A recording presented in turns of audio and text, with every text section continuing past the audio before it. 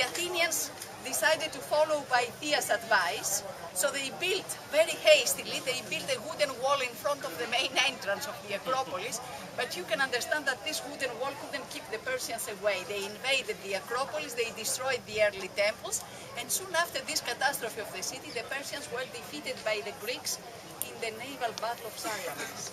I've told you about this battle. Thanks to the Greek war fleet, the small triremes, the small warships, and thanks to the tactics of Themistocles, this great admiral. And Pythia came through. Which were the wooden walls? The boats. The triremes. The boats were made of wood. As they closed the Persian fleet in the straits between the island of Salamis and Athens, they looked like wooden walls. The Persians fled. After the Battle of Salamis, they fled back to Persia, but the city behind them was in ruins. And the Athenians, after a proposal of Pericles, they decided to rebuild the buildings. Who was Pericles? I wouldn't like to finish this tour without speaking about the great leader of the city, Pericles. In the time of Pericles, the Athenians reached the true democracy. But who was this Pericles? He was the leader of the Democratic Party in Athens, though he himself was a descendant from a noble family. It's enough to say to you that he was elected by the Athenians as a general for almost 30 continuously years, each year until his death. And finally, he died from a plague that befell the city during the Peloponnesian War. Do you know what a plague is? An illness. Huh? Many were the victims, among the victims Pericles himself. But what he really did for the Athenians was to give political rights to the poor people. Up to the time of Pericles, the poor people didn't have the right to vote. Don't imagine, please, that the Athenians reached the democracy directly. No, originally it was monarchy. When monarchy was abolished, the political power passed to the hands of the rich, the landowners.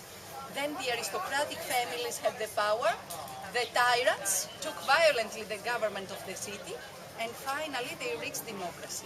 But of course, there were lawgivers who prepared the way for the democracy. In English, you have an expression, draconian law. Have you heard of this? Dracon, a lawgiver who lived in the city in the 7th century before Christ. He gave laws, but his laws were really harsh and cruel. And later on, a century later on, Solon, one of the 7 sages of antiquity, he gave new laws, he improved the laws of Dragon, and he founded the first parliament and the assembly of the people. I've told you in the past that this city is the cradle of democracy. Solon was the one who founded the first parliament and the assembly of the people. So from the time of Solon onwards, the Athenians had the right to vote. But this first parliament was consisted of 400 members. They were chosen by lot among the population. And maybe you have never heard of Clisthenes. Have you heard of Clisthenes? Another wise lawgiver. He really prepared the way for the democracy because in the end of the 6th century before Christ, he gave new laws. He divided the population, he reformed the laws of Solon. He divided the population into 10 tribes according to where they lived, not according to their income. So what happened? 50 members of each tribe were chosen by lot, 500 members of the parliament. So all the Athenian men had the right to be elected. I've told you that democracy was not for all, only for the men. The women didn't have the right to be elected. But what I would like you to have in your mind is that in the time of Pericles, from the time of Clisthenes onwards and in the time of Pericles, all the Athenian men had the right to be elected as members of the parliament. They had the right to be elected as archons, rulers of the city, because there were 9 rulers of the city. And these rulers were elected by the assembly of the people, by the Athenian men. All the Athenian men who were over 20 years old had the obligation and the right to participate in the assembly of the people, and these were the ones who voted. How did they vote in early times? Do you have any idea? They shouted loudly. Do you want war? Yes or not, according to the loudest voice. Later on they raised the hands and they counted the hands like we do in school, and they found also other ways. You have a verb, ostracize. Have you heard of that? Cleisthenes took measures for protecting democracy.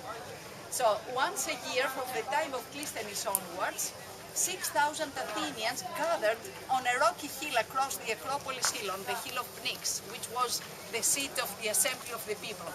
And they wrote on a potsherd a broken piece of a vase made of clay, which we call ostrako in Greek. So they wrote on an ostrako the name of the man whom they considered to be dangerous for the city and the democracy.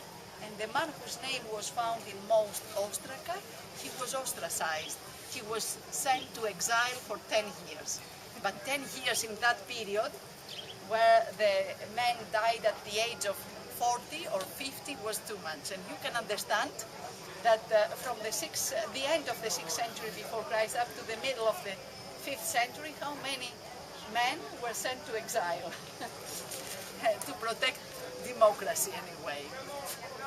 It was not always right, this measure, but it was taken by Cleisthenes to protect democracy.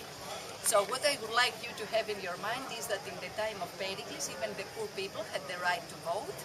All the free Athenian men could be elected as members of the parliaments and rulers of the city, archons, and all the Athenian men had the right to go to the assembly of the people and speak publicly.